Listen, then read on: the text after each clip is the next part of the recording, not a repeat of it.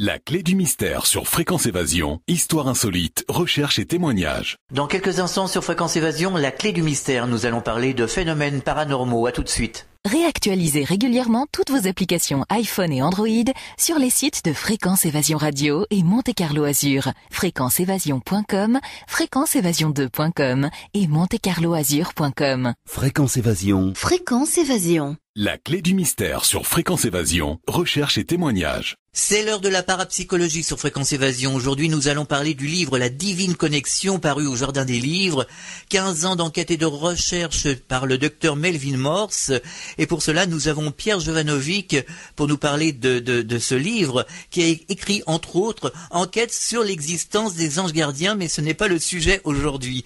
Pierre Jovanovic, bonjour. Bonjour.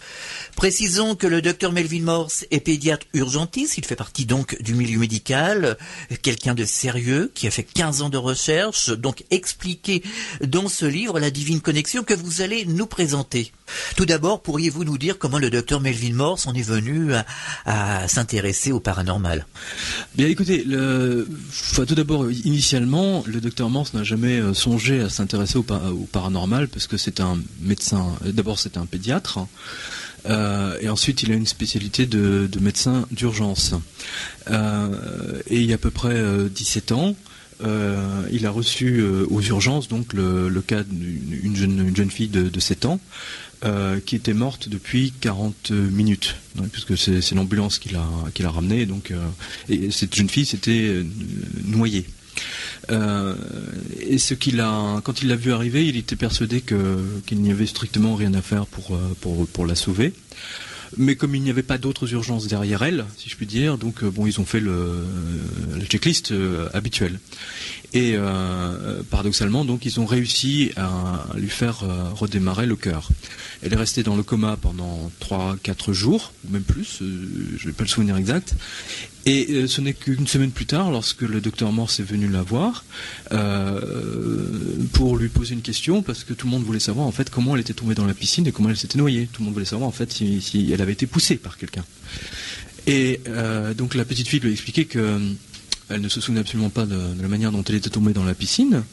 En revanche, elle se souvenait parfaitement avoir suivi l'ambulance hors du corps, et surtout qu'elle se souvenait de l'avoir vu lui l'examiner et lui mettre un tube dans le nez. Et là, le docteur Morse, c'était le détail, si je puis dire, qui vraiment a considérablement surpris le médecin, parce que, d'une part, il était le seul dans l'hôpital à intuber de cette façon-là. D'habitude, on intube par la bouche, comme vous le savez. Et pour les enfants, c'est pas évident. Il faut vraiment avoir un petit coup de main, vous voyez, c'est pour mettre le tuyau. Et ensuite, la plupart des malades ou des accidentés, en général, ils ont les yeux scotchés, donc ils ne peuvent pas voir grand-chose. Et le fait que la petite fille lui décrive exactement tout ce qui s'est passé, tout ce qui s'était dit, etc., qu'il lui décrive sa barbe, enfin tous les petits détails, ça l'avait complètement retourné. Et ensuite, donc, il lui a posé des questions, il demandait qu'est-ce qui s'est passé ensuite. Elle dit, je suis parti dans un tunnel, et là, c'est une dame blanche, très lumineuse, qui m'a pris par la main et qui m'a emmené voir Jésus et le Père éternel. Alors, je peux dire que le docteur Morse, là, il s'est dit, bon, c'est bon, le cerveau n'a pas été oxygéné pendant plus de 40 minutes, elle a pété un plomb, elle est en train de délirer, enfin bon, mais c'est la réaction classique, saine, je peux dire, d'un médecin, hein, tout simplement. Et à partir de ce moment-là, mais quand même ça le chiffonnait, parce qu'il ne comprenait pas comment la fille avait pu le voir mettre le tube dans le nez. C'était pas possible. Elle était, elle était dans le coma. Alors lorsque on est dans le coma, tous les médecins vont le dire, votre cerveau ne fonctionne pas. Donc comme il ne fonctionne pas, il ne peut pas traiter les informations enregistrées par vos yeux et vos oreilles ou votre odorat, par exemple. Donc c'est logique, c'est une loi. Hein, on est bien d'accord. Et donc il a commencé à faire il s'est branché donc sur les systèmes, vous savez, documentaires médicaux. Donc il a trouvé les travaux de Dr Moody qu'il a examiné, et donc il a voulu prouver que Moody et Kubler-Ross avaient tort.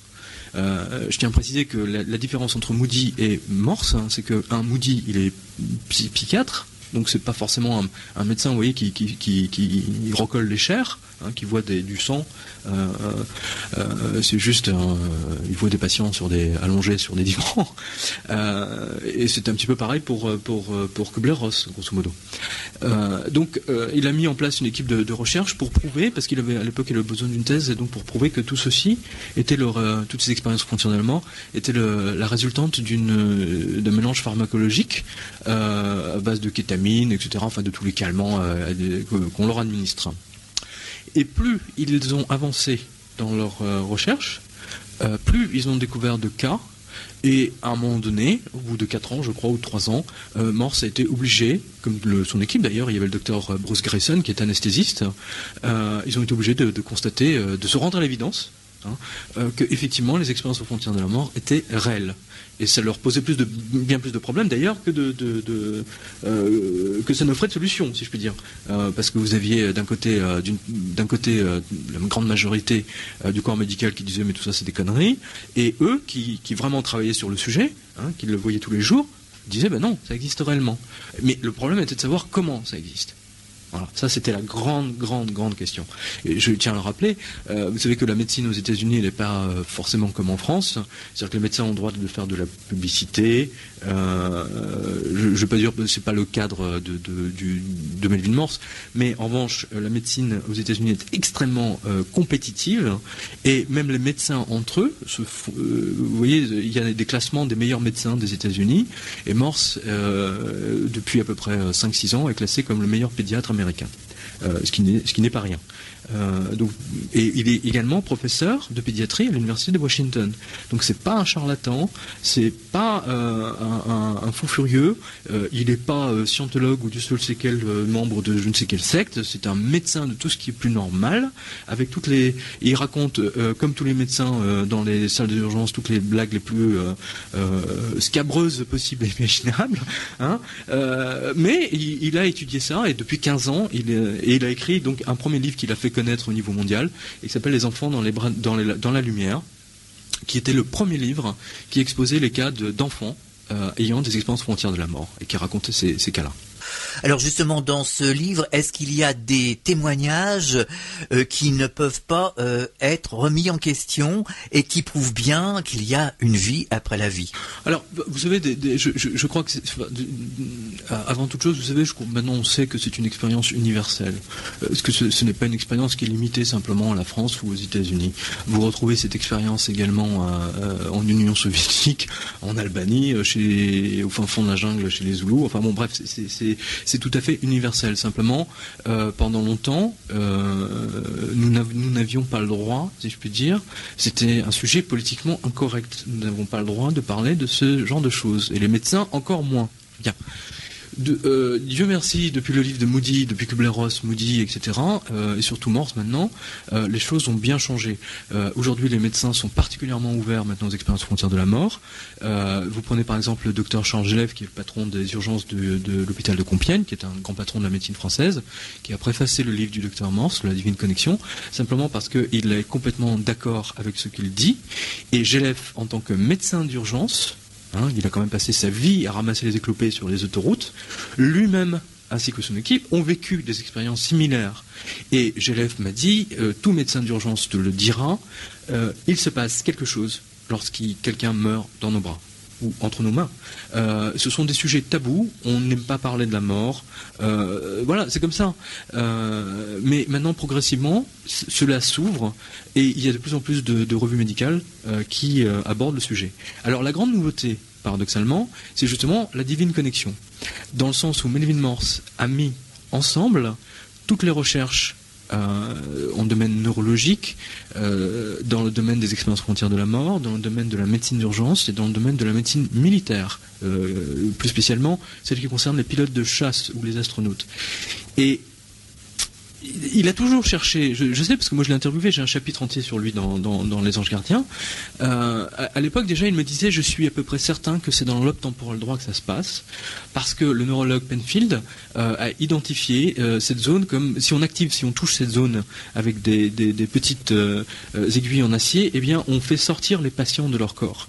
Les patients disent je suis à moitié en dehors, c'est des sensations très étranges. Ensuite il a mis chose à laquelle personne n'avait pensé avant lui. Il a fait des recherches dans le domaine de la médecine militaire. Vous savez que pour être pilote de chasse, il y a un livre d'ailleurs qui est très bien là-dessus, c'est L'étoffe des héros de Tom Wolfe, qui montre bien l'évolution, cette espèce de maillon faible, si je puis dire, tous ces pilotes qui sont éliminés les uns les autres, plus on monte dans la hiérarchie du pilotage. Donc vous avez les pilotes qui vont faire du transport, vous avez les pilotes qui vont faire du 747, ensuite vous avez les pilotes qui vont faire du petit fougain magistère, et puis vous avez ceux qui font les Mirage 2000, et dans les Mirage 2000, parmi ceux-là, on va choisir ceux qui vont aller dans l'espace, et ainsi de suite. Mais en revanche, ils ont tous besoin de répondre à des contraintes physiologiques. Et ce qu'on connaît tous, qu'on a déjà tous vu dans Apollo 13 ou dans ce qu'est le film, c'est la grande centrifugeuse. C'est-à-dire qu'on vous met là-dedans, et d'ailleurs à Salon-en-Provence, c'est l'un des trucs éliminatoires de l'école de l'air. On vous tourne à toute vitesse, et à partir d'un moment à donné à un autre, vous sortez de votre corps. C'est quelque chose qui est identifié maintenant par l'intégration. Mais personne, d'abord les militaires n'en parlent pas, parce que en général c'est des travaux qui sont classés, mais ça s'est ouvert depuis quelque temps, et tous les pilotes de chasse qui sont passés par là savent qu'effectivement, passé un certain nombre de jets d'accélérateur, on sort de son corps, on voit les proches décédés, et ainsi de suite. Et ensuite, associé donc aux travaux dans un autre domaine encore, complètement différent, l'épilepsie. L'épilepsie, vous savez que l'épilepsie, depuis 6000 ans, les épileptiques sont considérés comme les porteurs du haut mal. C'est en vieux français on dit haut mal ou la maladie divine. Parce que les épileptiques, après leur crise, avaient tendance à annoncer l'avenir avec une précision absolument consternante. Plusieurs rois de France d'ailleurs avaient des épileptiques à leur service, qui étaient censés donc leur donner l'avenir. C'est quand même pas n'importe quoi, c'est pour ça qu'on l'appelle la maladie divine. Eh bien, tous les travaux qui sont menés pour soigner les épileptiques, justement, les neurologues ont découvert que ça se passait effectivement dans le lobe temporal droit. Donc c'est juste au-dessus de l'oreille, et que c'est cette zone-là qui faisait qu'ils avaient leur crise et qu'ils partaient ailleurs. Voilà. Alors, d'une manière, une information tout à fait anecdotique. Vous savez que un des pharaons les plus connus de l'histoire de l'Égypte, bien qu'il ait eu une influence vraiment quelconque sur l'histoire de l'Égypte, mais c'était Akhenaton. Et Akhenaton est considéré par la plupart des égyptologues comme quelqu'un qui avait des crises d'épilepsie. Et c'est grâce à ces crises d'épilepsie qu'il a eu cette vision de la lumière, entre guillemets, qui lui a fait prendre conscience de l'existence d'un seul Dieu, si je puis dire. C'est pour ça qu'il a voulu imposer le culte, le premier culte monothéiste, ce qui était absolument impensable à l'époque. On est bien d'accord. Et un Dieu qui aime tout le monde, y compris les pauvres. Donc vous voyez, c'est politiquement incorrect. Surtout dans une époque, à cette époque-là. Aujourd'hui, les épileptiques le savent, parce que vous avez plusieurs stades d'épilepsie, mais les épileptiques au dernier niveau vivent ces expériences, et ils n'en parlent pas parce que, une fois de plus, c'est politiquement incorrect. Eh bien, Melvin Morse, donc, en mettant ses recherches, 15 ans de recherche sur les expériences frontières de la mort chez les enfants, d'accord, plus toutes les recherches médicales auxquelles lui il a accès, parce que la plupart de ces recherches ne sont pas ouvertes au public par définition, eh bien il a enfin, si je peux dire, mis, vous savez, c'est comme un immense puzzle de choses qu'on ne comprend pas. Eh bien, pour la première fois, il a réussi à réunir dans un tableau unique, à donner une explication qui permet à tous les phénomènes qu'on considérait jusqu'à présent comme surnaturels ou paranormaux, d'accord, et il lui donne une explication globale et unifiée, et qui n'a aucune contradiction possible. Mais aucune. Le livre est sorti aux États-Unis il y a 2 ans à peu près. Personne jusqu'à présent n'a été capable de remettre ces deux thèses en cause. Alors, je rappelle ces 2 thèses qu'il expose dans son livre. Nous avons tous dans le cerveau, au-dessus de l'oreille droite, une zone biologique qui est notre interface avec Dieu, ou l'univers, comme vous voulez. Dieu pour ceux qui y croient, l'univers pour ceux qui n'y croient pas. Adieu. Première chose. Deuxième chose, les souvenirs, tous nos souvenirs d'enfance, c'est-à-dire les souvenirs à long terme, ne se trouvent pas dans notre cerveau. Et là, il fait référence donc à tous les travaux de neurologie, mais dans un autre domaine encore, tous les travaux donc qui ont cherché à localiser la conscience. Parce que vous savez que jusqu'à présent, on n'a toujours pas réussi à comprendre comment le cerveau stocke les informations. Et Morse le montre de manière vraiment très nette, comment ça fonctionne. Et c'est... Quand on lit le livre, je veux dire, on se dit, mais oui, mais évidemment, mais bien sûr que c'est ça. Bien sûr que c'est ça. Ça tient. C'est la première explication qui tient la route. Alors, je peux difficilement me renseigner dans des explications, résumer un livre de 220 pages du docteur Morse en 30 secondes, ça me paraît, mais vraiment, j'invite toutes les personnes qui nous écoutent à le lire, parce que c'est absolument formidable. Et c'est le premier livre, je le répète, qui donne une explication globale et universelle à ce qu'on appelle l'intuition, ce qu'on appelle les expériences mystiques, les expériences aux frontières de la mort, les guérisons soudaines, c'est important, les visions du futur, et surtout les visions de vie passée. Parce que vous savez, les réincarnations, le grand sujet, débat, etc. Dans un dîner, si vous voulez, si vous avez un dîner qui est un peu plat, vous lancez le sujet de la réincarnation, vous êtes sûr que tout le monde va se lancer dessus, tout le monde a quelque chose à dire.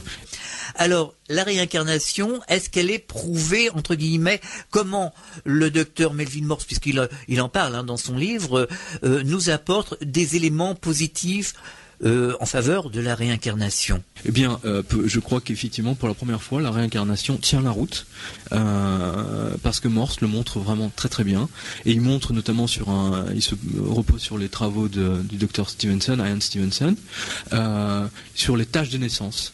Les tâches de naissance qui, pour Morse, comme pour les autres d'ailleurs, sont la preuve absolue que les réincarnations existent. Parce que ça fait appel à des champs, à des ADN, puisque toutes ces informations sont enregistrées dans notre ADN. Une tâche de naissance est enregistrée dans notre ADN. Et lorsque cette même tâche de naissance se retrouve dans un nouveau-né, etc., Morse donne plusieurs exemples qui sont franchement absolument incroyables, quoi. Mais comme j'ai rencontré Stevenson à plusieurs reprises, bon, je sais que je suis entièrement d'accord avec lui. Franchement, je suis pas un accro de la réincarnation. On est bien d'accord. Mais Morse donne une explication globale et qui est tellement formidable, et tellement extraordinaire, et en même temps tellement évidente qu'on se dit, mais merde, pourquoi personne n'y a pensé avant ? Pourquoi personne ne l'a fait avant ? Et je crois qu'il faut avoir, effectivement, les grandes avancées majeures se passent toujours de cette façon-là. C'est-à-dire qu'il y a quelqu'un soudain qui, en ayant travaillé dans tous les champs d'application possibles, tout d'un coup, une sorte de révélation comme ça, et puis il met tout ensemble, et bam, et là, il y a un tableau nouveau. Voilà. Comme Darwin. Je dirais, je mets le livre de Morse au même niveau que Darwin. Alors, quand on est en état de mort clinique, électroencéphalogramme plat, il ne se passe plus rien, le cerveau est inactif. Comment peut-on voir s'il y a des stimuli et qu'il y a une information qui passe par le lobe temporal droit ? Alors, justement, c'est là-dessus. C'est Morse, tout le point. Le cœur, si je peux dire, du livre de Dr Morse repose sur votre question, in extenso, parce que lui aussi, je veux dire, c'est ce qu'on a dit tout à l'heure, à partir du moment où on est dans le coma, comment peut-on traiter l'information ? C'est strictement impossible du point de vue médical. Eh bien, le Dr Morse, justement, se repose sur les cas qu'il a vus dans son hôpital, tout simplement, d'enfants qui, soudainement, ont été guéris de maladies génétiques absolument inguérissables. Des maladies génétiques rares. Pour guérir une maladie génétique rare, par exemple, il faut une intervention au niveau global. C'est comme un jeu de domino. C'est une maladie génétique, par définition, cela veut dire que c'est inscrit dans votre ADN. On est bien d'accord, ça va de soi. À partir du moment où vous avez des malades qui sont guéris tout d'un coup, après une expérience aux frontières de la mort, où les médecins, avec les radios, avec les scanners, les MRI, découvrent la guérison absolue de tous les tissus, ce qui est absolument impensable, et Morse donne plusieurs cas dans le livre, eh bien, ils sont forcés de dire qu'il y a quelque chose qu'on ne comprend pas. Vous comprenez ? Enfin, pardonnez-moi pour la répétition, mais tous les médecins. Alors, auparavant, la grande explication des médecins, il y a des choses qu'on ne sait pas, comme par exemple l'effet placebo. Vous connaissez tous l'effet placebo. Eh bien, Morse met en parallèle l'effet placebo en donnant des cas médicaux extrêmement connus, qui ont été publiés dans des journaux médicaux, et il le met en parallèle avec les expériences aux frontières de la mort, et il montre bien que c'est, comme il dit, nous dépendons d'une souche, c'est-à-dire que nous sommes tous le résultat nous avons tous une signature ADN, d'accord ? Et que cette signature ADN, eh bien, elle nous refabrique en permanence. Hein, elle nous fabrique à chaque instant. Elle nous est collée, si je puis dire, à l'horloge biologique, au temps. Hein, eh bien, elle nous change. C'est notre ADN qui fait qu'à un moment donné, nos cheveux vont être blancs, ou etc. On va changer. L'ADN, hein, il le montre bien que les changements au niveau de l'ADN, a priori qui sont impossibles, eh bien, il existe aujourd'hui des changements d'ADN. Les journaux médicaux sont remplis de cas parfaitement documentés. Hein, il y tient, hein, ça, Morse, hein, parce qu'il se repose que sur des cas qui ont été publiés dans les journaux médicaux et constatés par ses confrères. Il se moque éperdument de tout ce qui est de gens qui disent ah oui, machin bidule. C'est pas son truc. Eh bien, c'est là-dessus, c'est une démonstration, si je puis dire, empirique. C'est-à-dire que vous montez progressivement, c'est toujours c'est empirique, et il le montre avec l'ADN. Hein, qu'une personne, par exemple, une gamine qui a une maladie génétique et que tout d'un coup, ils la perdent lors d'une opération, ils la perdent et 3 jours après, une maladie génétique où était la petite fille était totalement condamnée, elle était guérie. C'est inimaginable, impensable, même en 2002. Et ça, c'est un cas qui date de 2000. C'est pas un cas qui remonte à Lourdes en 1860. Vous voyez ce que je veux dire ? Et ça existe, ça arrive tous les jours. Mais c'est des sujets politiquement incorrects. On n'a pas le droit d'en parler. Donc, voilà. Certaines personnes prétendent que l'ADN évolue en fonction justement de l'évolution spirituelle de la personne. Morse ne dit pas ça, mais il le dit d'une autre façon. Effectivement, mais cela veut bien dire ce que ça veut dire. À partir du moment où vous pouvez modifier votre ADN par la prière, par exemple, et d'ailleurs, c'est un excellent enchaînement parce que Morse donne par exemple 2 ou 3 études qui ont été faites dans des hôpitaux américains. Un qui concerne un hôpital spécialisé en cardiologie et 2 un autre hôpital général, hein, avec toutes les spécialités. Et ce sont des études 2 études qui n'ont rien à voir l'une avec l'autre, hein, qui ont été faites sur le pouvoir de la prière. C'est-à-dire que dans une église ou dans un temple, peu importe, des gens priaient pour certains patients et pas pour d'autres. Mais dans une même salle. Hein. Eh bien, ce qu'ils ont trouvé, c'est que et c'était pas sur 3 patients, hein, c'était sur 700. Donc oui, c'est avec un échantillonnage, etc., double aveugle, enfin bon, la totale.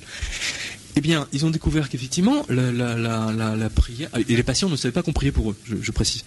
Eh bien, ce qu'ils ont découvert, ils étaient totalement sidérés, c'est que 11% ou 12% des patients guérissaient plus vite lorsqu'on priait pour eux. Et Morse dit cette chose d'une justesse absolument formidable. Il dit, on sait qu'il y a des médicaments qui fonctionnent et qui fonctionnent d'une certaine façon, à certains pourcentages. Si la prière donne des résultats sur 11% des patients ou sur 12% des patients, c'est un médicament. Sauf qu'il n'y a pas de comment dire, de pilule à prendre. On est bien d'accord. Eh bien, si ça fonctionne, c'est également un médicament. Donc, comment on explique ça ? Alors là, quand vous dites ça à des médecins, ils vont dire « Ah, mais c'est pas vrai ». Alors, je m'inscris immédiatement au faux pour les gens qui pourraient vous entendre et penser ça. Je les renvoie immédiatement aux archives du quotidien de médecin qui a publié un article sur ce sujet, d'ailleurs que vous retrouvez que j'ai republié dans l'enquête sur l'existence des anges gardiens, parce que j'ai trouvé ça absolument formidable comme approche. Il y a une autre expérience qui a été faite sur des grains de seigle. Une batterie de 10 grains de seigle, donc pousse chacun dans son pot. Et sur les 10, il y en a pour on priait pour 1 grain de seigle. Eh bien, le grain de seigle pour lequel on priait poussait 2 fois plus vite que les 9 autres. Alors là aussi, il y a bien une force qui entend ces prières, manifestement. Le seigle doit entendre quelque chose pour qu'il pousse plus vite. Vous voyez ce que je veux dire ? C'est impossible autrement. Ce n'est pas possible. Sinon, il ne pourrait pas pousser de la même façon. Si vous priez, alors il y a également un autre, là ça a été fait au Caltech, me semble-t-il, donc des études sur, vous savez, un peu comme le jeu Pachinko, vous savez, le jeu japonais, où vous avez des billes, vous avez une espèce de billes qui tombent comme ça à la verticale, puis vous avez des petits piquets, hein, et puis ça le fait tomber soit à gauche, soit à droite, etc. Eh bien, c'est donc dans une université américaine, avec des étudiants, qui n'étaient franchement pas des mystiques, etc. Ils ont découvert qu'effectivement, s'ils voulaient absolument, par la pensée, forcer certaines billes à passer à gauche ou à droite, ils y arrivaient. Là aussi, cela prouve une chose, c'est que le pouvoir de la pensée ou de la prière, effectivement, fonctionne très bien et reçoit, et manifestement, on est entendu.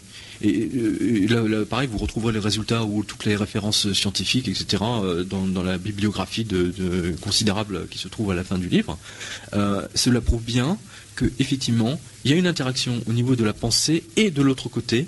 Et Morse, ce qu'il dit, c'est que lorsque nous prions ou méditons, peu importe, eh bien, cela passe par le lobe temporal droit, et que plus on prie, plus ce lobe temporal s'ouvre, d'accord, et que par conséquent, plus on devient intuitif. Et il dit, l'intuition est notre première arme pour réagir à la vie, et c'est en fait, nous recevons en permanence des informations, mais nous ne voulons pas les entendre.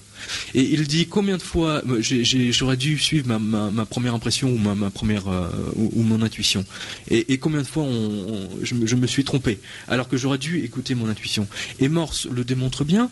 Il dit nous sommes entraînés dans le monde dans lequel nous vivons. C'est un monde qui est basé sur le langage, qui est basé sur les mathématiques, et qui, par définition, donc le langage mathématique, etc., tout ça, c'est dans le lobe temporal gauche. D'accord ? Donc, il dit, nous sommes devenus totalement, nous dépendons entièrement du lobe temporal gauche, et nous ne voulons pas entendre, entre guillemets, ce que dit le lobe temporal droit.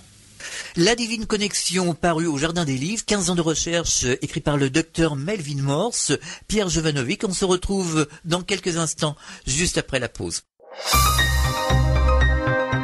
Chaque jour sur Fréquence Évasion Radio, vos rendez-vous quotidiens. Écoutez Fréquence Évasion en téléchargeant l'application iPhone ou Android et retrouvez-nous sur www.fréquenceévasion.com. Infos, chroniques, interviews et détente. Fréquence Évasion Radio, dites-nous tout. Fréquence Évasion. Fréquence Évasion. La clé du mystère sur Fréquence Évasion. Recherche et témoignages. Nous sommes de retour sur Fréquence Évasion, en compagnie de Pierre Jovanovic. Nous parlons de la divine connexion, parue au Jardin des Livres, 15 ans de recherche du docteur Melvin Morse. Alors, à propos, je voulais vous parler du corps astral. Alors, est-ce que il y a une relation entre le corps astral et le lobe temporal droit ? Je sais pas, Morse n'en parle pas. Vous savez, Morse n'aborde pas le corps astral, bien qu'il parle effectivement de personnes qui ont des rayonnements, ou qui perçoivent les rayonnements chez certaines personnes. Vous savez, il y a quelque chose qui est assez étonnant, c'est que les personnes qui ont eu des expériences aux frontières de la mort, en général, ont un rayonnement, c'est-à-dire que les ordinateurs ne fonctionnent pas auprès d'elles, et elles ne peuvent plus ou pas porter de montre. Les montres tombent en panne, c'est assez classique. Toutes les personnes qui ne... Moi, je l'ai constaté à titre personnel, d'ailleurs, parce qu'une fois, j'ai testé en fait la thèse de Morse sur un monsieur qui est venu ici pour acheter un livre, et je le vois sans montre. Et je lui dis, monsieur, et si vous me racontiez votre expérience lumineuse? Et il était assis là, il dit mais comment vous savez ça? C'était un militaire, des transmissions, oui. Donc c'était pas un il n'était pas soigneur personnel ou je ne sais quoi, c'est un militaire, bien de chez nous, de notre armée de terre. Et il m'a raconté cette chose étonnante, et il m'a dit, quand j'avais 7-8 ans, ma famille était très catho, mais était catho grave, quoi. Vous savez que c'est cette ambiance un peu pesante, hein. Et donc je devais aller régulièrement à confesse, enfin ça le gonflait, quoi, comme tous les enfants. Et lui-même, donc il se posait quand même des questions, parce qu'il n'avait pas l'air de se rendre compte, enfin Dieu n'avait pas l'air d'exister. Et un soir, il s'est couché. Et il a adressé une prière à Dieu, s'il existait, de lui prouver qu'il existait. Vous savez, cette démarche d'enfant qui est dans l'innocence absolue de l'enfance, qui obtient parfois des choses extraordinaires. Et il m'a dit, je me suis réveillé le matin avec la certitude absolue que Dieu existait. J'avais fait un rêve dont il s'est abstenu de me raconter les détails. Il m'a dit, je me suis réveillé avec la certitude absolue que Dieu existait. En revanche, la conséquence depuis ce rêve, c'est que je ne peux plus porter de montre, parce que toutes les montres tombent en panne. Et c'est très amusant, j'ai raconté ce cas à Melvin Morse qui me dit ça ne fait que confirmer ce que je sais.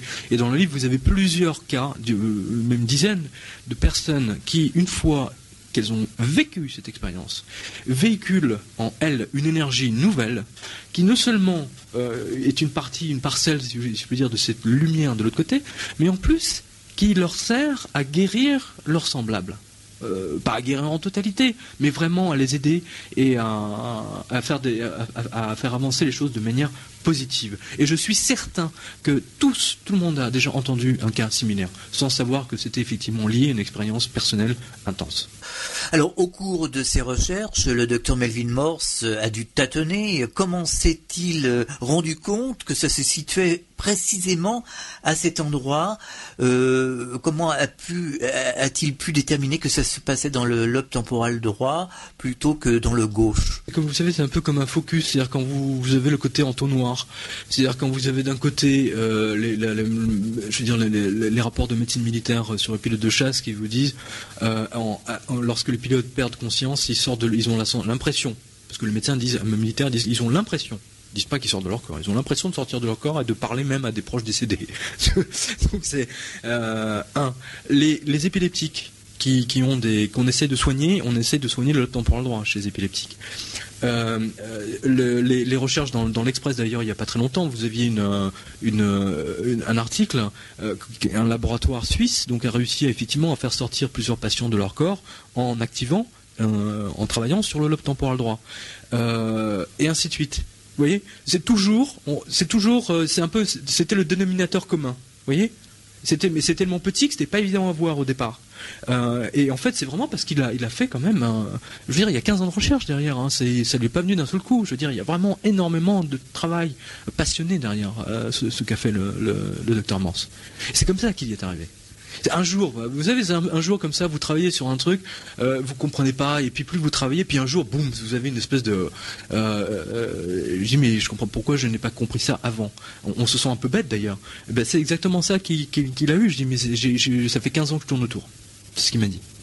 Ça fait 15 ans que tout le monde tourne autour, il n'y a pas que lui. Alors, qu'est-ce qui se passe au niveau du cerveau, au niveau justement du lobe temporal droit, quand on voit par exemple une apparition ?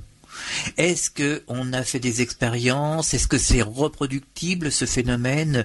Comment ça se passe-t-il? Du moins pas dans Morse n'aborde pas ça. C'est déjà assez compliqué, vous voyez, d'établir quand même un cadre scientifique, si je peux dire, de ce premier niveau.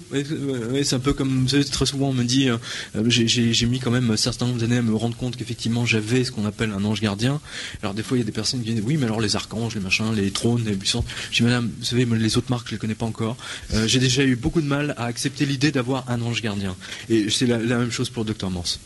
Il s'est pas encore penché dans le sens contraire. Bien qu'il y ait des cas, effectivement, il en parle, mais c'est pas ça qu'il étudie avant toute chose.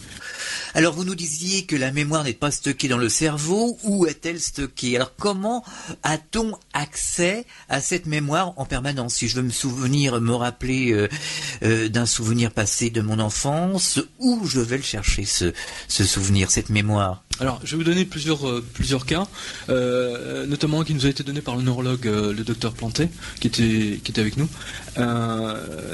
Il y a, d'une part, il nous a donné le cas d'un professeur de mathématiques, je ne donnerai pas l'université française dans laquelle il travaille, mais qui a un cerveau, je crois qu'il s'appelle hydrocéphale, enfin il a de l'eau dans la tête, a priori. Donc vous voyez, si on vous dit vous avez de l'eau dans la tête, le mec il est mort, quoi. Pas du tout.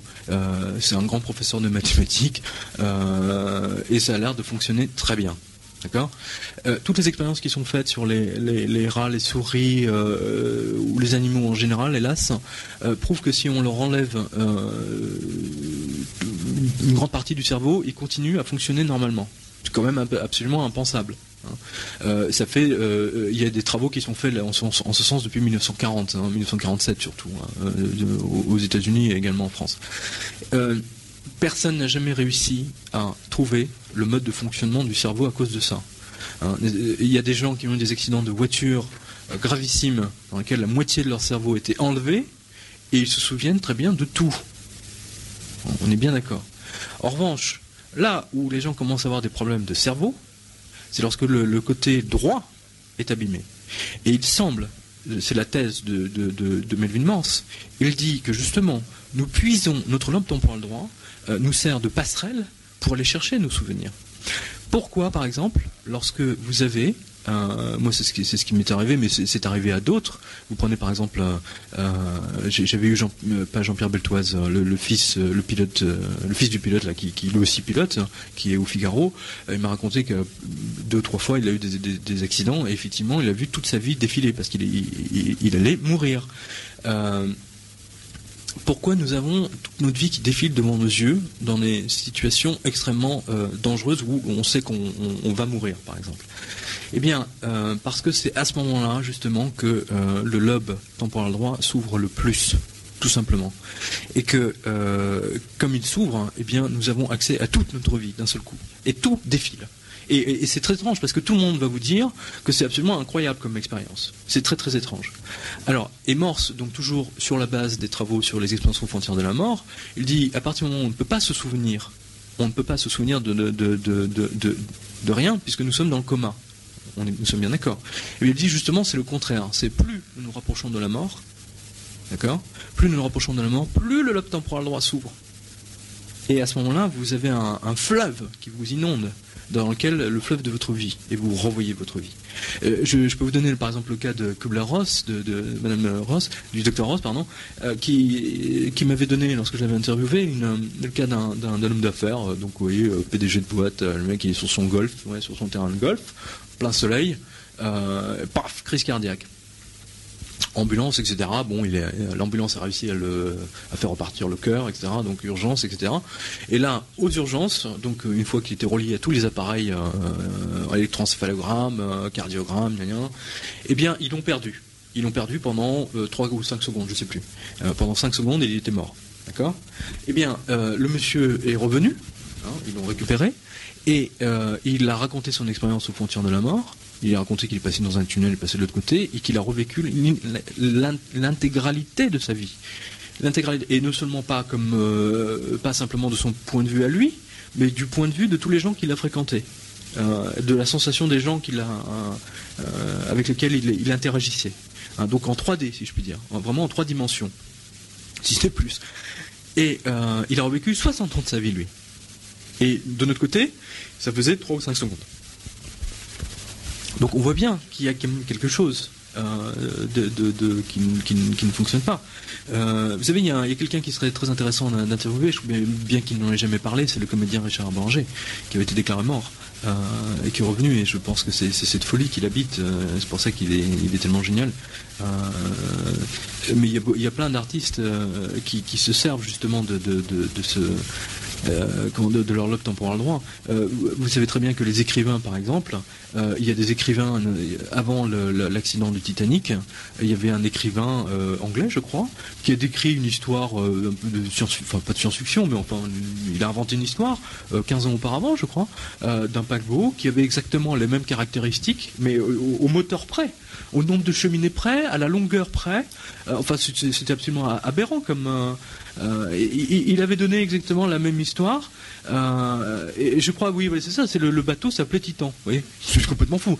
Mais il y a plein de cas comme ça. Vous savez, moi, j'ai fréquenté quelqu'un pendant très longtemps qui s'appelait Philippe Tesson, et je peux vous dire que Tesson, qui est un homme d'écriture, d'écrit, a le lobe temporal droit ouvert, parce qu'il nous a annoncé à plusieurs reprises des choses absolument étonnantes. Je veux dire, il avait il y a toujours d'ailleurs une appréciation des gens à la première seconde, et c'est très très étrange. L'écriture, la peinture, la musique ouvrent le lobe temporal droit, c'est clair. Comme le tricot d'ailleurs, le fait de faire du tricot, c'est ce que nous a expliqué Morse, le fait de faire du tricot, des points ou de la broderie, ça ouvre le lobe temporal droit. Fréquence Évasion, la radio qui fait parler les gens du Sud. La Divine Connexion parue au Jardin des Livres. Nous sommes en compagnie de Pierre Jovanovic qui nous parle de la Divine Connexion, ce livre qui regroupe les 15 ans de recherche du docteur Melvin Morse. On pourrait aussi parler de rêves prémonitoires. Prenez par exemple les attentats du 11 septembre. Tom Clancy, je veux dire, il a écrit 6 ans auparavant. Dans l'un de ses ouvrages. On a tous fait des rêves prémonitoires. On a tous vécu ça un jour ou l'autre. Et je vous assure que l'explication, les 2 thèses de mort sont les seules qui tiennent la route. Ça, il n'y a même pas, pour moi, il n'y a même pas de discussion possible, quoi. Et je suis très curieux de voir comment quelqu'un vous savez, en France, on n'a pas le droit de parler de Dieu parce qu'on l'a tué en 1789. Par définition, comment des gens comme Miller, etc., réagiraient s'ils avaient le courage de lire le livre du docteur Morse jusqu'au bout. Hein. Mais je suis à peu près certain qu'ils ne le liraient même pas, ils se contentent de dire non, c'est pas possible, quoi. Voilà, tout simplement.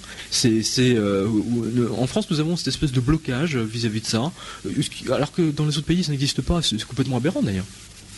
C'est complètement aberrant, il n'y a qu'en France qu'on a ça. Alors, par l'intermédiaire du lobe temporal droit, nous aurions accès au dossier akashique. Alors, quel est le lien quelle est l'interface qui nous relie au dossier akashique et quelles sont les sources que l'on peut puiser ? Notre lien avec ce qu'on appelle les dossiers akashiques et ce que le docteur Morse appelle la banque de souvenirs universels, hein, je pense que c'est plus sympa que le dossier akashique, parce que ça fait un côté meuron givaudan. Excusez-moi, mais donc nous sommes reliés en permanence à cette banque de données universelle. Je veux dire, chaque fois qu'on va chercher un souvenir d'enfance ou même d'il y a un mois, on tape directement, on passe par le lobe temporal droit et on va chercher cette information là-dedans. Plus le lobe temporal droit est ouvert, plus les informations sont précises, tout simplement. Les personnes, par exemple, c'est le docteur Planté qui m'a expliqué ça, l'odorat. L'interprétation de l'odorat se trouve du côté du lobe temporal droit, justement. Plus le lobe temporal droit est ouvert, plus vous avez un sens de l'odorat développé, par exemple. Ce qui vous explique un livre comme le parfum, l'environnement surnaturel, si je puis dire, de ce livre. Et par exemple, lorsque vous priez, plus vous priez, plus vous ouvrez le lobe temporal droit. Les bénéfices sont considérables parce que vous pouvez remonter des souvenirs d'enfance. Quand Amélie Nothomb a sorti son livre La métaphysique des tubes, tout le monde s'est moqué d'elle, mais je pense qu'elle, qui écrit depuis quand même une quinzaine d'années ou vingtaine d'années maintenant, elle a un lobe temporal particulièrement ouvert, effectivement, donc il est logique qu'elle ait pu récupérer ses souvenirs de bébé. Non mais c'est important. On refuse de croire toutes les capacités que le lobe temporal droit peut nous donner et nous offrir, alors qu'ils sont juste là à notre portée. Il suffit d'aller les chercher et c'est comme un jogging, hein. Vous n'allez pas faire le marathon de New York ou de Paris si vous ne courez jamais. En revanche, si tous les jours vous mettez à courir 100 mètres, pendant une semaine vous faites 100 mètres, pendant deux semaines après vous faites 200 et ainsi de suite, au bout d'un an, ça va, vous avez le rythme. Et bien, il suffit de faire ça en priant et vous allez découvrir les capacités absolument extraordinaires de lobe temporal droit. Moi, ça m'est arrivé d'innombrables de fois d'avoir des rêves prémonitoires d'une précision absolument extraordinaire. J'ai vu Miller hier, ce crétin de Miller à la télé hier. Il disait que les rêves prémonitoires c'était de la coïncidence pure. Je veux dire, attendez, la coïncidence, il a autant de chance, il a une chance sur 1 million que ce soit une coïncidence. C'est ce que dit Morse d'ailleurs. Quand on dit c'est la coïncidence, on a une chance sur 1 million d'avoir raison. Je tiens quand même à le rappeler. Il faut remettre les choses à leur place. J'ai vécu des rêves prémonitoires qui sont réalisés avec une précision absolument... j'en étais effrayé moi-même, et ça m'a simplement montré qu'effectivement on peut connaître l'avenir. Et c'est pas parce qu'on connaît l'avenir qu'il ne va pas se réaliser. Attention. Avoir un lobe temporal droit, c'est voir ce qui va se passer et ce qui doit se passer va se passer. Grosso modo, c'est ça. Alors quelque part, c'est le rendez-vous de Samothrace. Oui, absolument. C'est Samarcande aussi. C'est le jardinier de Samarcande. Vous savez, je rappelle, c'est le jardinier de Samarcande qui a vu la mort dans le jardin.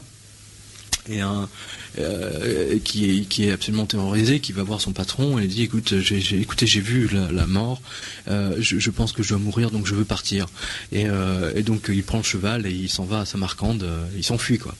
Et donc son patron dans le palais rencontre la mort le soir. Et je dis mais comment ça se fait que je te vois, tu as effrayé mon jardinier, il s'est enfui. Et la mort lui dit mais ah bon, pourquoi? Parce qu'il n'y a qu'avec lui que j'ai rendez-vous demain à Samarcande. Alors comment peut-on avoir conscience de ces rêves prémonitoires? Est-ce que là, à ce moment-là, le lobe temporal droit s'ouvre et on est plus réceptif? Comment vous l'interprétez? Comment ça se passe? On fait un cadeau, point. De l'autre côté, votre ange ou quelqu'un qui vous aime, qui est mort, vous fait un cadeau, même Dieu, on vous fait un cadeau, point. Je sais que j'ai rêvé pendant très longtemps. Je vous donne un exemple pratique qui n'a de sens que pour moi. J'avais un voisin qui était un homme charmant, qui vivait tout seul, que j'aimais beaucoup. Et j'ai rêvé pendant à peu près un an. Le premier rêve que j'avais fait à son propos, c'est qu'on regardait une tempête se lever sur la mer et qu'il y avait une vague qui approchait et on se dit tiens, il y a une tempête. Et puis 3 mois après, j'ai refait un rêve, la vague se rapprochait.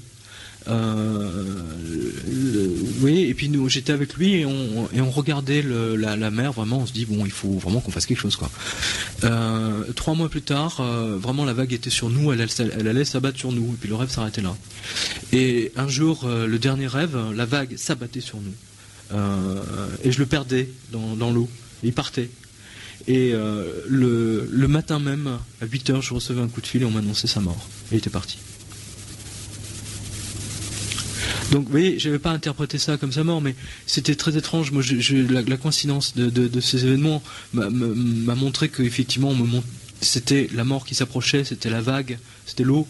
C'était pas aussi, j'allais dire, éloquent et grandiose que la mort à le jardinier de Samarcande, mais c'était une façon de me montrer que la mort allait l'emporter et que et d'autres personnes ont fait d'autres rêves prémonitoires. Tout le monde a fait des rêves prémonitoires. Tout le monde a un cas au moins dans sa vie où sa tante ou sa mère ou Dieu seul sait qui, je veux dire, qui en a parlé un jour au déjeuner ou au dîner ou au repas de famille. Tout le monde a entendu au moins une fois ou a vécu au moins une fois une chose pareille. Alors, que répondez-vous aux gens qui vous parlent d'hallucination collective? C'est une hallucination collective. Qu'en pensez-vous? Je ne crois absolument pas à l'hallucination collective. Ça, c'est des conneries de psychiatres. Ça. C'est vraiment des conneries de psychiatres. C'est des conneries de psychiatres. J'en ai eu la preuve en travaillant sur Fatima. Et j'en ai eu la preuve aussi en travaillant sur les apparitions de la Vierge en Égypte, où il y a eu même des photos qui ont été faites. Je crois que c'est la seule apparition où nous avons des photos de Marie, entre guillemets, de ces personnages lumineux qui apparaissent au-dessus de l'église. Et tout le monde, tous les journalistes qui avaient été envoyés à Fatima, parce que la Vierge avait annoncé, entre guillemets, avec suffisamment de temps à l'avance, comme un numéro de musical, vous voyez, genre, tel jour, telle heure, je serai à l'Olympia, il va se passer ça. Non, mais c'était ça quand même, c'était vraiment ça. Et donc, tous les journaux de Lisbonne ont envoyé leurs reporters sur place. Et même d'Espagne, il y a même des Français, je crois, des journalistes français. Donc c'était l'époque industrielle, donc où Dieu était mort aussi, n'oubliez pas. Nietzsche, Dieu est mort. Vous savez, vous connaissez cette expression célèbre sur les murs, Dieu est mort, Nietzsche. Et puis quelqu'un a rajouté en dessous, Nietzsche est mort, Dieu. Et oui, c'est vraiment ça. Donc je reviens les journalistes ont tous écrit leur papier. Pour être journaliste, quand le journal m'a envoyé couvrir du seul sait quelle conférence ou événement ou manifestation, j'envoyais mon papier, je dictais mon papier au téléphone. C'est ce qu'ils avaient fait, eux. Ils ont tous décrit ce qu'ils ont vu. Et tous les journaux ont pris la décision de ne pas publier l'article, parce qu'ils ont décrété que c'est une hallucination collective. Je suis désolé, les hallucinations collectives, faut arrêter les conneries. Non mais attends, où on va là, c'est n'importe quoi. C'est tellement pratique comme explication. C'est tellement pratique. C'est comme Charcot avec ses hystéries. D'ailleurs, c'est très intéressant parce que Miller a dit, à l'émission avec Catherine Clément, je crois que c'est Catherine Clément qui a dit ça, elle dit l'hystérie a été la seule explication que les psychiatres ont trouvée pour piquer toute la clientèle dans les confessionnaux. Je tiens à le rappeler. Catherine Clément ou Miller, chez Poivre d'Arvor, qu'est-ce que ça veut dire ça? Quand vous avez 300 000 personnes qui se mettent autour de la Tour Eiffel pour comment dire, regarder le formidable feu d'artifice pour l'an 2000, je suis désolé, je veux dire, des événements comme ça, il y en a régulièrement, des concerts de Madonna, où vous avez 200 000 personnes dans un stade, il se passe rien. Oui. Et pourtant vous avez 100 000 mecs qui aimeraient la voir à poil, hein, et elle apparaît pas à poil sur la scène. Mais attendez, mais c'est une logique imperturbable, quoi. Je veux dire, bon, alors, hallucination collective. Hein, vous remarquerez qu'il existe toujours comme ça des phrases bateaux qui servent aux pseudo-spécialistes comme ça, et vraiment d'un coup de torchon, pouf, tiens, ça n'existe plus. Hallucination collective. Ou hallucination tout court. Hein. Vous savez, c'est ce qu'a dit Thérèse Neumann, vous savez, la stigmatisée allemande. Il y a un médecin qui lui dit, mais vous hallucinez, madame. Elle lui a sorti, oui, les cornes que vous avez sur la tête aussi, effectivement, j'hallucine. Elle a sorti un truc comme ça. Elle le voyait, vous voyez ce que je veux dire, elle voyait sa vie, quoi. Et le mec, il n'a pas compris. Il ne pouvait pas comprendre. Pour conclure cette émission, est-ce que vous pourriez nous parler en quelques mots du pouvoir de l'esprit sur la matière? Écoutez, le pouvoir sur la matière, moi j'aimerais beaucoup transformer ma voiture en Ferrari ou en Porsche, mais j'ai jamais réussi, même avec la meilleure volonté du monde et la meilleure concentration mentale du monde. En revanche, en lisant le livre du Dr Morse, effectivement, je me rends compte que il y a une formidable que nous avons que la pensée effectivement peut modifier la matière. Ça, c'est une certitude.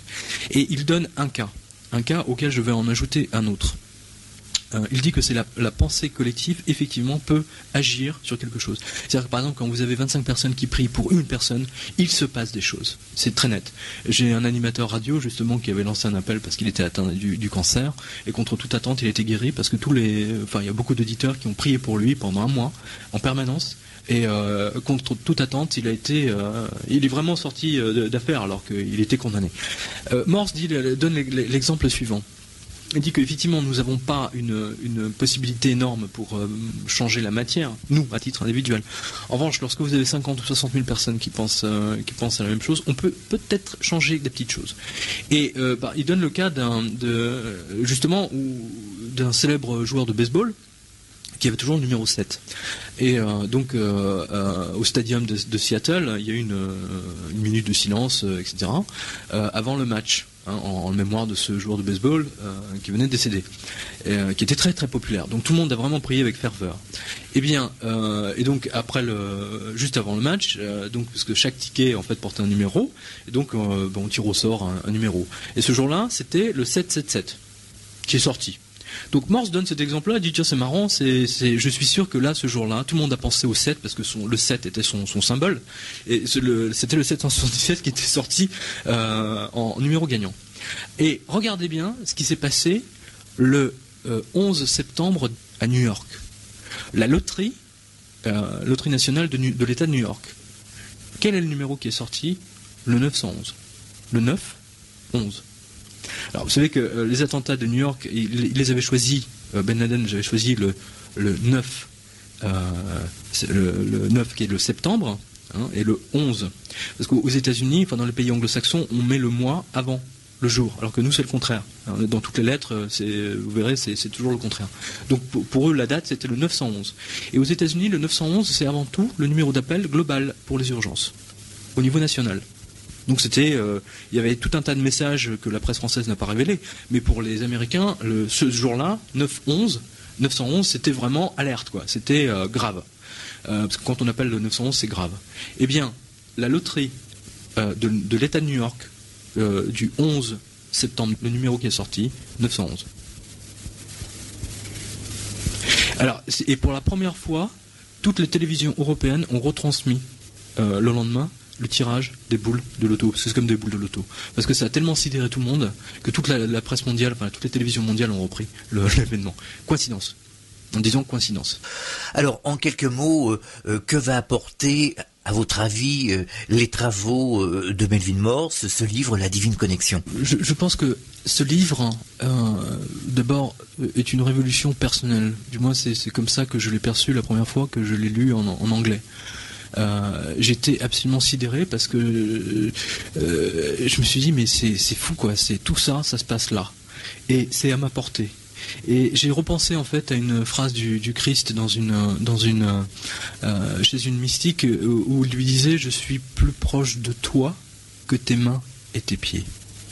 Et là cette phrase elle m'est revenue en mémoire. Je dis mais évidemment là je comprends. Là, je comprends, je suis plus proche de toi, évidemment. Il est là, enfin, on peut y avoir accès, si je puis dire, par le lobe temporal droit qui se trouve juste au-dessus de l'oreille droite. Je dis simplement que chaque personne se doit d'avoir sa propre opinion, et la meilleure et seule façon pour se faire une idée, c'est vraiment de lire le livre, mais qu'une fois le livre lu, eh bien, ça peut vraiment changer sa vie personnelle. Je peux vous dire que ce livre a changé la vie de beaucoup de gens. Ça, c'est clair. Et alors, c'est une phrase un peu tarte à la crème. Je vais peut-être pas l'employer, mais on ne peut pas rester indemne après avoir lu ce livre. Et je pense que c'est comme, je sais pas, c'est comme si quelque part à travers un morse, Dieu nous disait, en fait, c'est beaucoup plus simple que vous le croyez. Prier, c'est franchement pas compliqué. C'est pas s'agenouiller ou réciter des trucs sans fin ou sans suite qu'on comprend pas. C'est toute cette dimension qui nous recouvre et qu'on ne comprend pas, elle est là, et elle est accessible par le lobe temporal droit, et nous ne pouvons accéder à cette réalité que personnellement, et on n'a pas besoin de 15 000 personnes, on n'a pas besoin de gourous, ni de cours pour le faire. On peut le faire tout seul. Alors, Melvin Morse, La Divine Connexion, paru au Jardin des Livres. Voilà, merci beaucoup, à bientôt, au revoir. Merci beaucoup. Fréquence Évasion.